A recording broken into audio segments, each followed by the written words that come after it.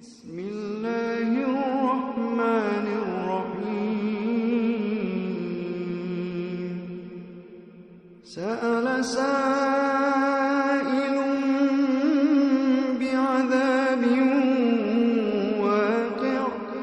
للكافرين ليس له دافع من الله ذي المعارج تعرج الملائكة والروح إليه في يوم كان مقداره 50,000 سنة فاصبر صبرا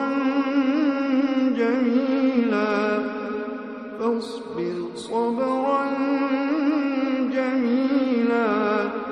إنهم يرونه بعيدا ونراه قريبا يوم تكون السماء كالمهل وتكون الجبال كالعهن ولا يسأل